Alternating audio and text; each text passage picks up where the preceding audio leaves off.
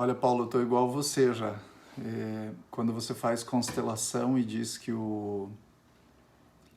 é quase impossível pensar na constelação sem o Ponopono, eu tô quase no ponto de dizer que administrar uma empresa é quase impossível sem conviver no dia a dia com a constelação, né? E hoje eu vou trazer um exemplo, como quase todos os dias eu trago, o exemplo do dia a dia para vocês, que eu acho que eles são mais ricos, né? Principalmente quando acabaram de acontecer tão fresquinho, né? E para mim, imagine, né? Para mim que convivo já há muitos anos com isso, quando acaba acontecendo esses fatos, para mim é surpreendente, para vocês, pô, é uma entrega super legal, né? Então eu queria começar o vídeo de hoje até falando um pouco sobre essa questão tão complexa, né, que eu tenho também dado uma mergulhada de rezar para o inimigo, né? O que a gente vê como inimigo, né? Que as pessoas que a gente acha que estão atrapalhando o nosso caminho, muitas vezes, na verdade, não, né? A lição de rezar para o inimigo, ela vem de que o universo coloca algumas pessoas para nos livrar ou limpar algo na nossa vida. E nesse movimento de livrar ou limpar, essa pessoa ela é penalizada, né? Porque ela acaba cometendo uma maldade, uma atrocidade, um erro, uma falha, sei lá, algo assim, que talvez, sei lá, talvez ela até esteja predestinada a fazer algumas coisas, sei lá, se a gente pode falar ruins, né? Porque eu acho que não existe julgamento, é tomar algumas atitudes que a gente não tem bons olhos para elas. Mas esse fato de rezar para o inimigo, para mim, é bem claro que é para compensar o que essa pessoa vai sofrer. Então, toda vez que alguém te faz mal, ela, na verdade, está te livrando ou está te limpando de alguma situação. E aí ela é penalizada com isso, né? Ela vai sofrer algumas consequências em virtude disso.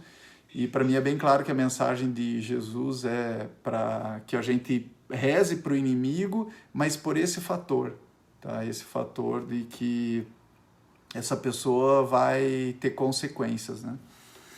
Então, como eu falei no começo da live aí, né, seu Paulo Newman, que ao mesmo tempo que você fala que é tão difícil fazer a constelação sem pensar no Ho Oponopono, né?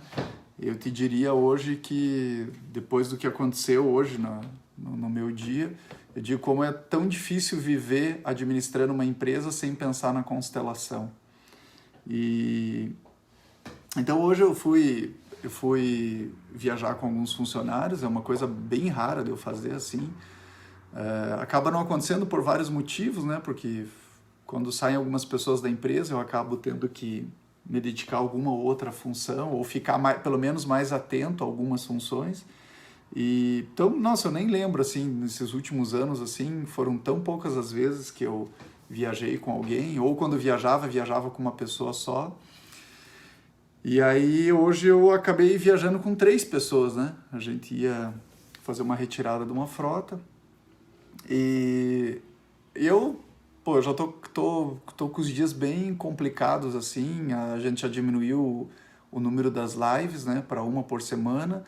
Bem provavelmente, eu acho que daqui 3 semanas a gente vai encerrar as lives, pelo menos temporariamente, por uns 2, 3 meses, quando vai começar as gravações do material e, enfim, tem bastante coisa acontecendo na empresa, então eu não vou ter tanto tempo, pelo menos não vou programar, eventualmente eu posso fazer alguma live, assim, de supetão, né, de repente, assim, mas não vai ser tão programado.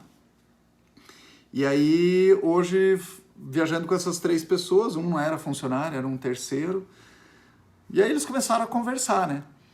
E eu não queria, aí eu falei toda essa coisa da live, porque eu não queria puxar assunto, o meu assunto, que é o assunto que eu gosto, que é o assunto que eu estudo, que é toda essa linha quântica nas empresas, porque eram 3 pessoas que de repente nem estavam afim de ouvir isso, eu deixei eles começar a bater papo no carro, né? E até era uma viagem curta aí, bem próximo de Curitiba. Então eu deixei eles começar a bater papo. E aí começou o papo do olhar para a morte, né? Do olhar para as sombras, que é o que eu falo para vocês. Saiam desse olhar, porque ele existe para mim, ele existe para qualquer pessoa. E eles começaram a falar de acidente, aí eles começaram a achar coisas na estrada, falaram, olha, você viu aqui? Nossa, eu vi que esses dias bateram aqui, o caminhão bateu. Eu falei, eu vi o acidente. Ah, você viu? Ah, vi e tal, não sei o quê. Ah, esses dias também, aconteceu comigo lá, tava não sei onde, o cara fechou e quase se arrebentou. Ah, eu também tive um acidente assim, o outro, tive um acidente assado. Falou, nossa, esses dias deu um acidente não sei aonde, aí não sei o quê. Você viu aquele outro da TV? Que o cara morreu, que eu não sei o quê, e eles foram falando. Isso foi. Então, até certo ponto começou né, eu quando volto lá na minha infância, eu lembro, assim, apesar de alguns emaranhados, né, usando bem o exemplo da constelação, alguns emaranhados que eu fui resolvendo, principalmente nos últimos 10 anos, eu lembro que eu sempre fui muito positivo. Eu mesmo, na pior situação, eu tentava sempre extrair o melhor daquilo para ver o que eu podia aprender com aquilo. E aí nessa situação, eu ali comecei a ficar incomodado e perturbado com aquela conversa desse olhar para a morte, desse olhar para a sombra, né, de acidente, de morte e tal.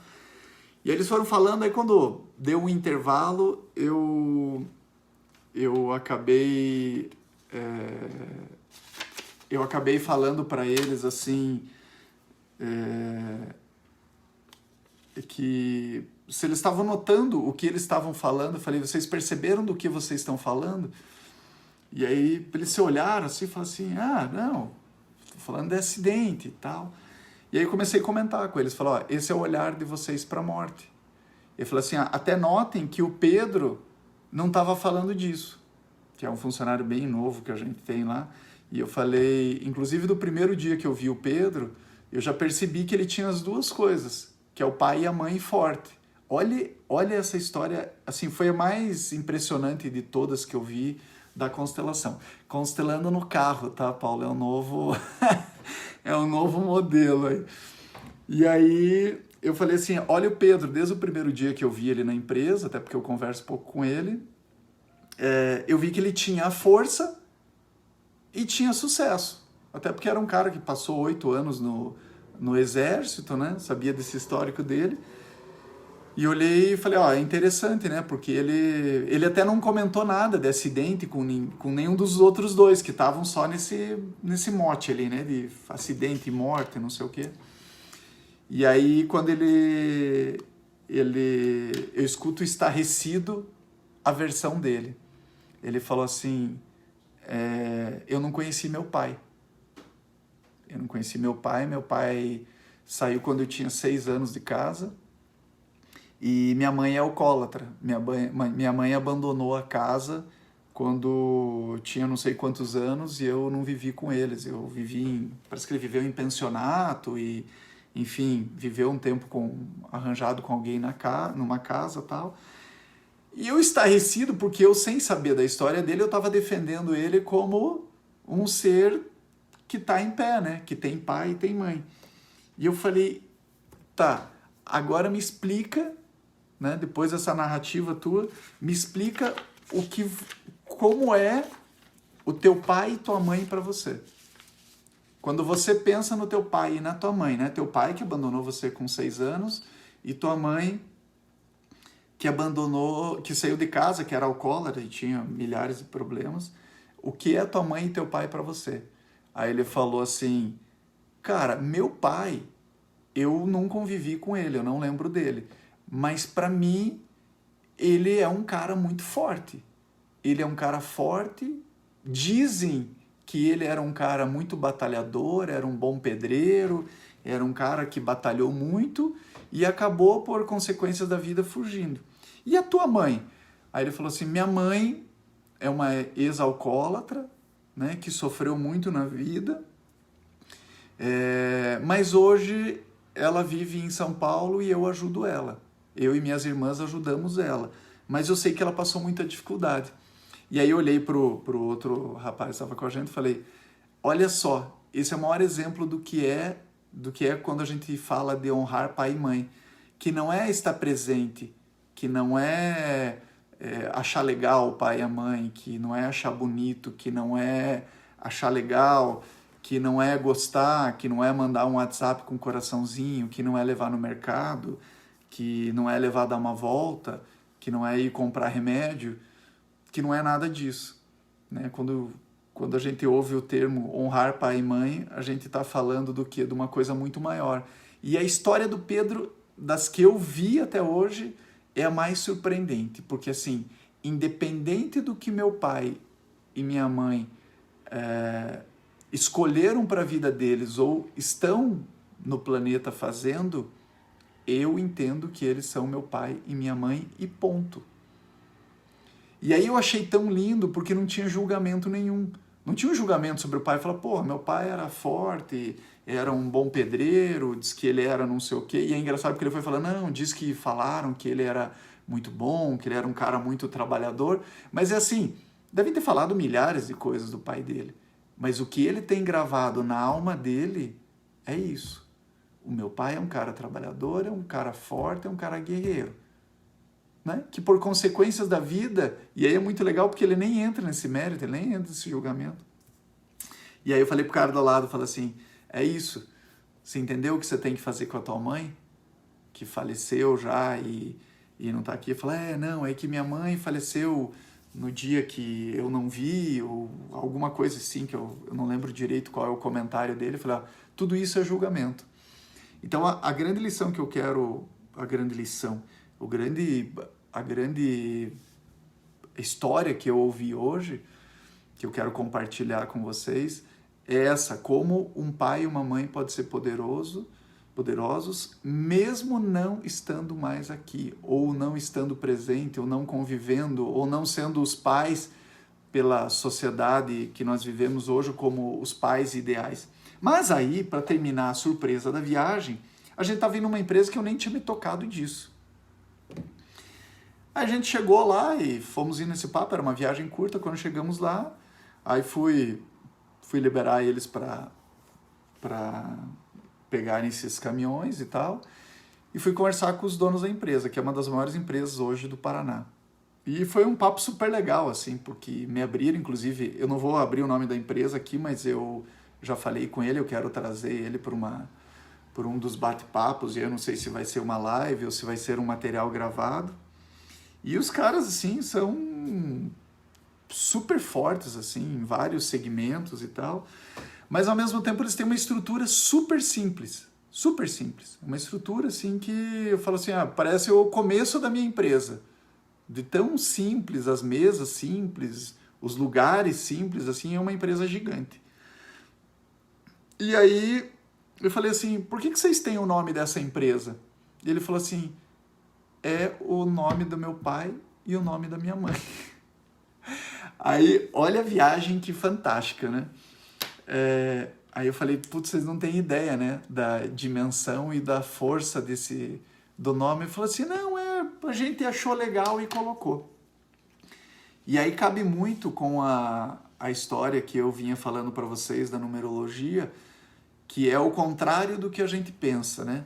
Por acaso, eles colocaram esse nome, mas esse nome tem muita força e por isso que a empresa está nesse tamanho.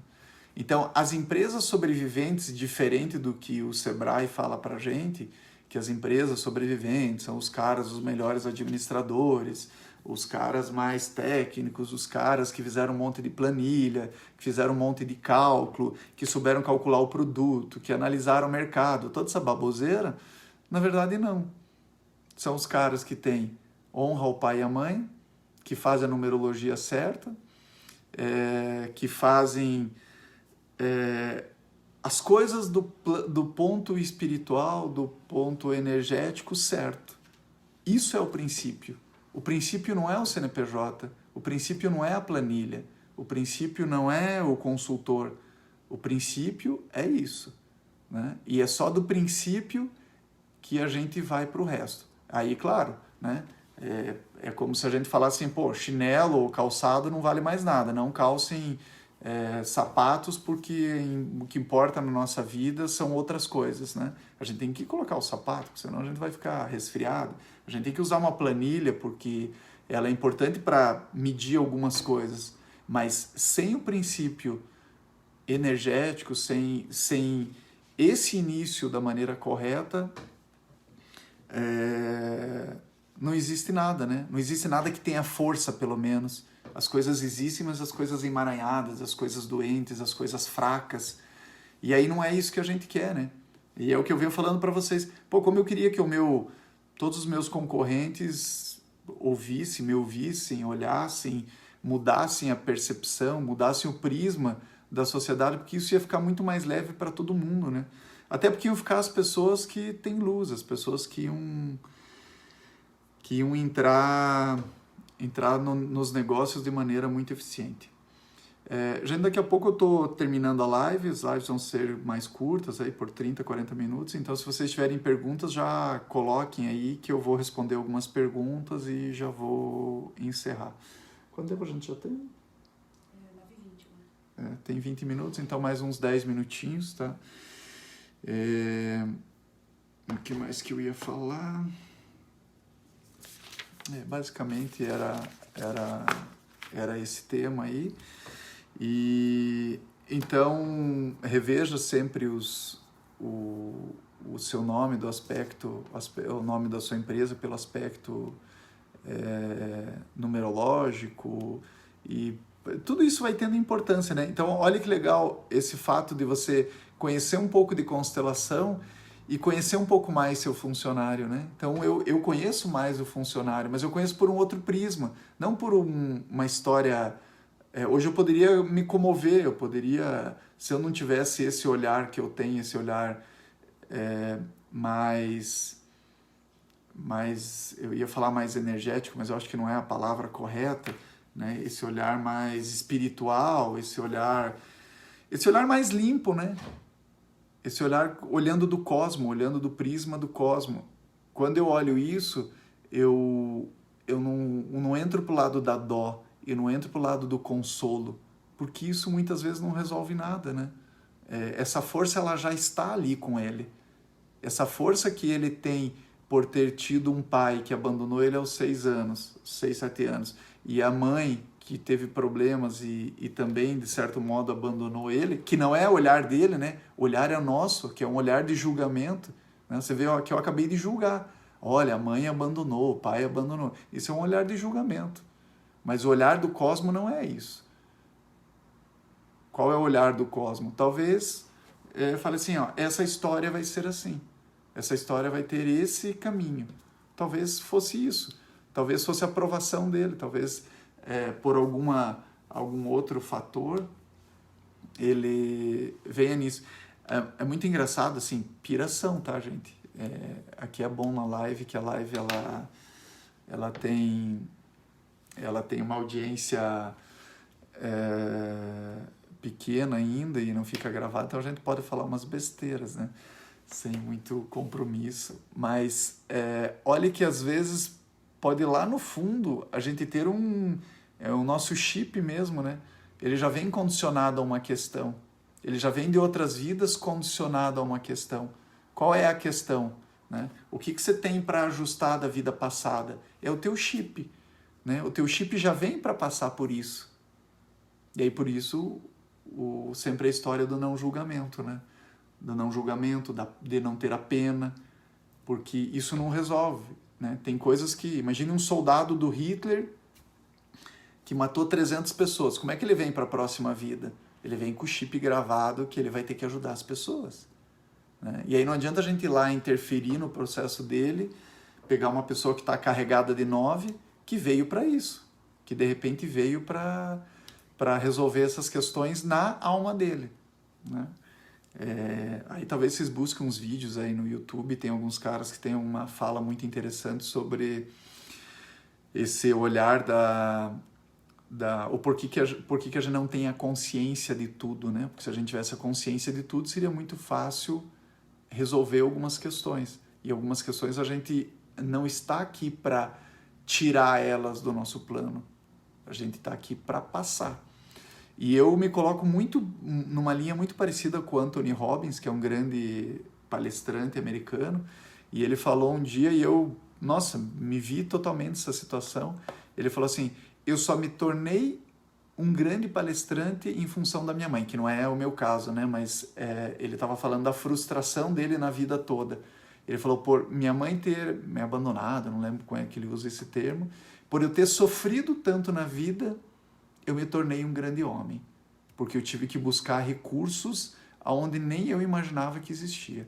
E eu me coloco na mesma situação. Eu só aprendi tudo que eu aprendi da constelação, a alimentação, a uma série de coisas, porque em algum momento eu passei muita dificuldade, né? Que só eu sei.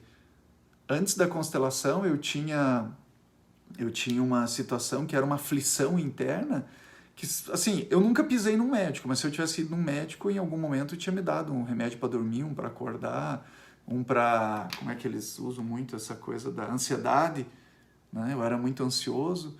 E a constelação dissolveu isso, né? Então, novamente, recomendo a todos vocês que não fizeram fazer a constelação com o Paulo Newman. Eu acho que é algo essencial, uma constelação individual. Se não me engano, está em torno aí de R$2.700, mas se quiserem conhecer o trabalho dele, participem do grupo. Mas me tirou a aflição. E foi fantástico. Ah, mas isso resolve o problema da minha empresa na outra semana? Não, mas tirar a minha aflição, tirar a minha ansiedade naquele momento, me ajudou a caminhar muito mais leve. Quer dizer, que decisão que eu vou tomar amanhã?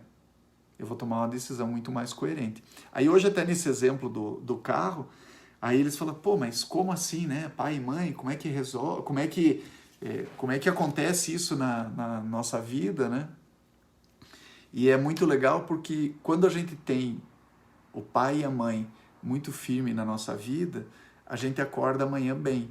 E quando você está bem e você está em paz, eu até fiz uma pergunta essa semana para um amigo meu, assim, o que você precisaria, deixa eu só colocar aqui a questão da paz para eu não esquecer, o que você, hoje, saindo daqui, essa é uma questão muito legal, assim, saindo agora daqui, vocês todos aí, né? Agora, se você tivesse que sair daqui agora, da onde você está, para o mundo, ou para ficar na tua casa, ou enfim, daqui para frente, o que você precisa na tua vida? E aí eu fiz esse questionamento para ele, e ele ficou pensando, falou assim, pô, uma boa pergunta, né? O que eu preciso para continuar vivendo daqui para frente?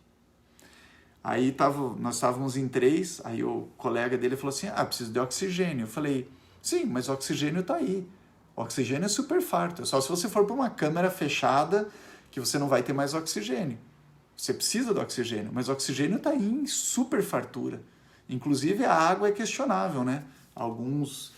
Jesus não falou que fez o jejum de 40 dias levando um cantil de água. Eu até acho que de repente levou, né? Mas é uma coisa que não se esconderia, né? Na Bíblia. Teria tantas outras coisas poderosas como é o jejum.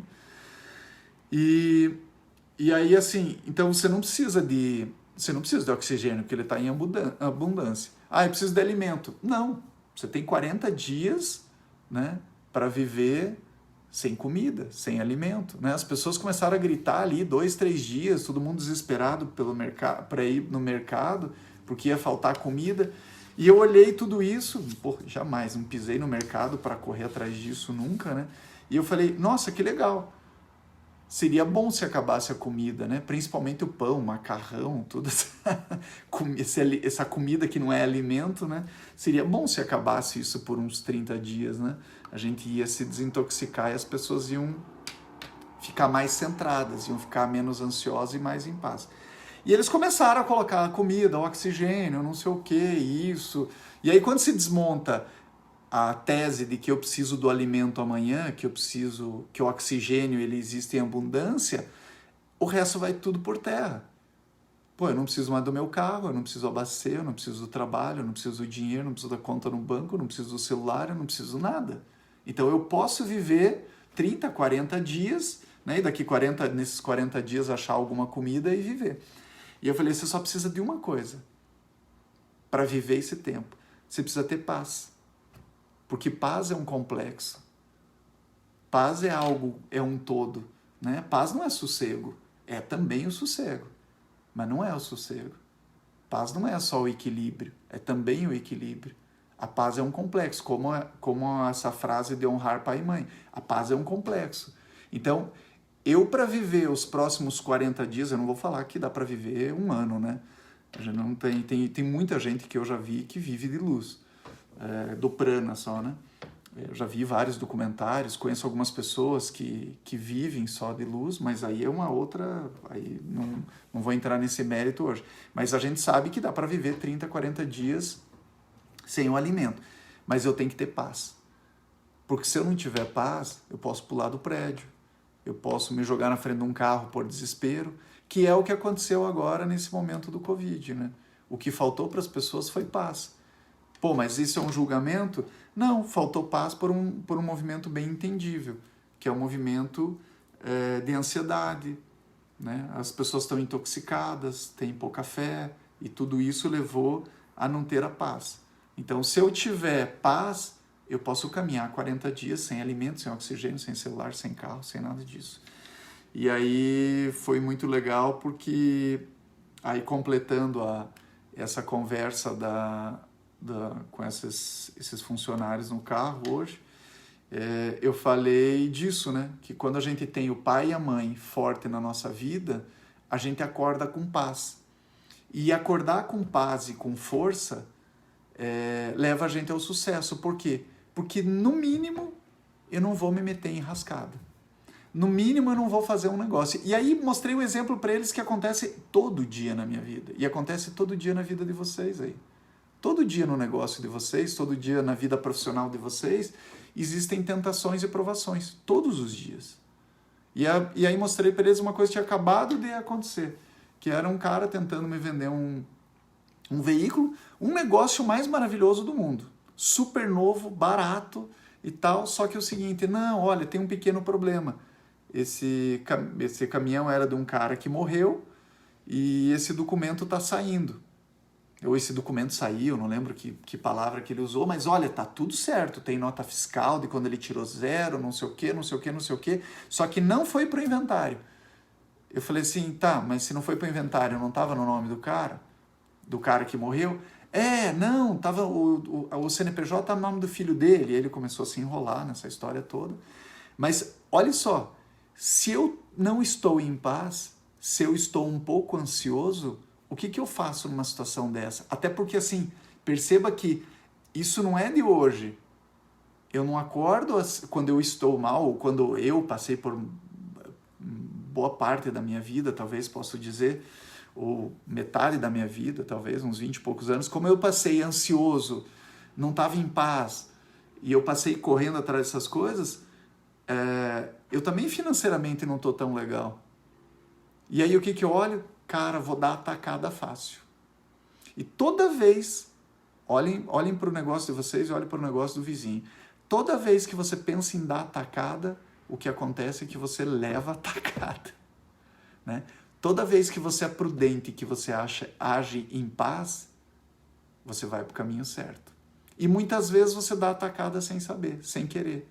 Não dá para contar que ela vai existir.